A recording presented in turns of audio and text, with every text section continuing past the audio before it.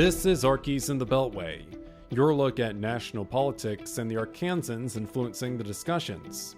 I'm Alex Thomas, Washington correspondent for the Arkansas Democrat-Gazette, reporting from the nation's capital. Thank you for joining us for this edition of Arkies in the Beltway for the week of September 14th, 2025.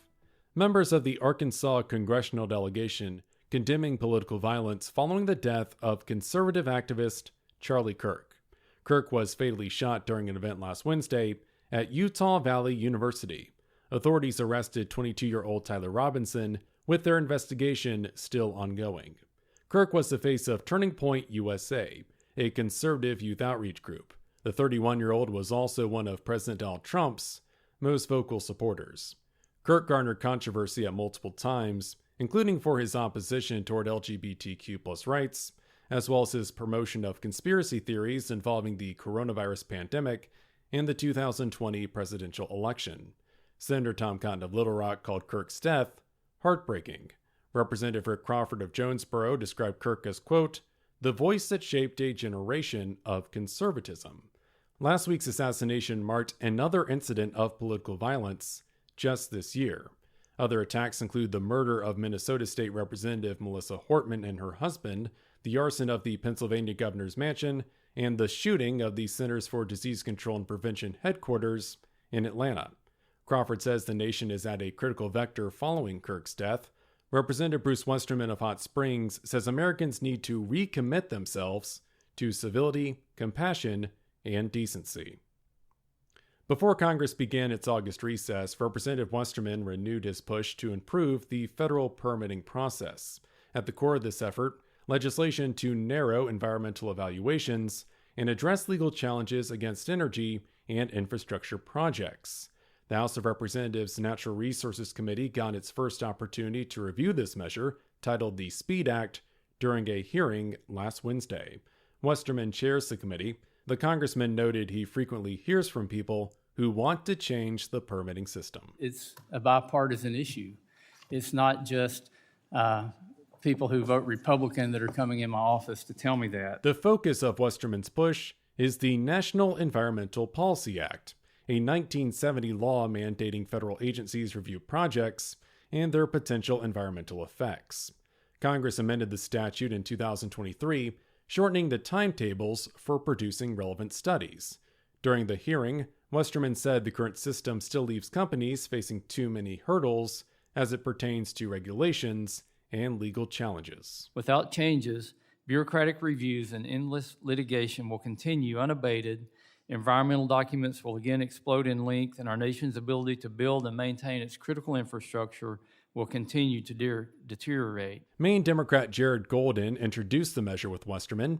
He argued that fossil fuel and renewable energy projects alike face delays under the current system. These problems with NEPA can cut both ways, and so too should be the solutions. The SPEED Act would mandate agencies only consider a project's proximate impact and limit legal challenges to parties that participate in a project's public comment period. Westerman again from Wednesday's hearing. Whether you're a community fixing aging infrastructure, an energy company building to power the AI revolution, or a federal land manager working to improve the health of our nation's forest, the SPEED Act will modernize and streamline NEPA's processes for you. Most of Westerman's Democratic colleagues on the committee denounced the SPEED Act as legislation that would diminish accountability and environmental protections. California Representative Jared Huffman is the committee's top Democratic member. He says a project's completion cannot come at the expense of the public's well-being. Speed can be great when you're headed in the right direction. But if you are recklessly speeding down the road without working brakes or steering or headlights, obviously that's a wreck waiting to happen, and that's exactly what the SPEED Act would invite. Arizona Democrat Yasemin Ansari noted the bill comes amid the Trump administration's hostility toward renewable energy. The Department of the Interior has increased its scrutiny of wind and solar energy projects, with the Secretary's office now responsible for reviewing all relevant decisions. What the Trump administration is doing right now to clean energy is unprecedented. It will result in more expensive energy bills for American families, more pollution, and a climate crisis that's worsening by the day. The committee was warm to other ideas addressing permitting.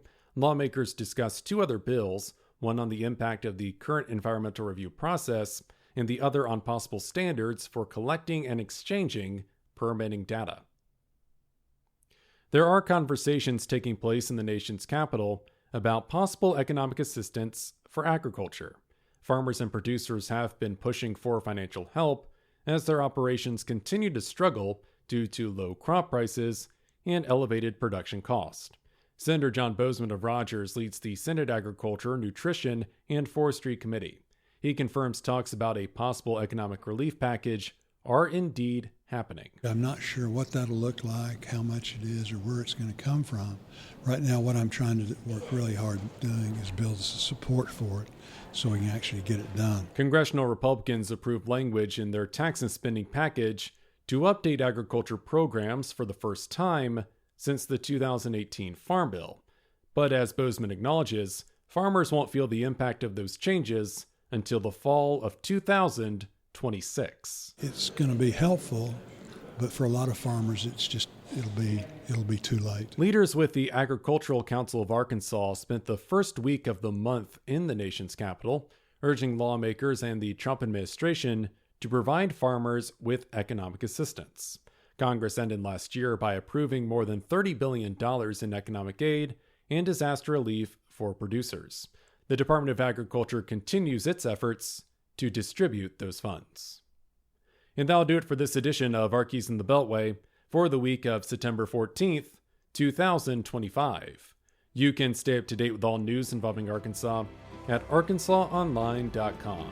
Special thanks, as always, to the team down in Little Rock. I'm Alex Thomas, and this has been Arkies in the Beltway. Thanks for listening.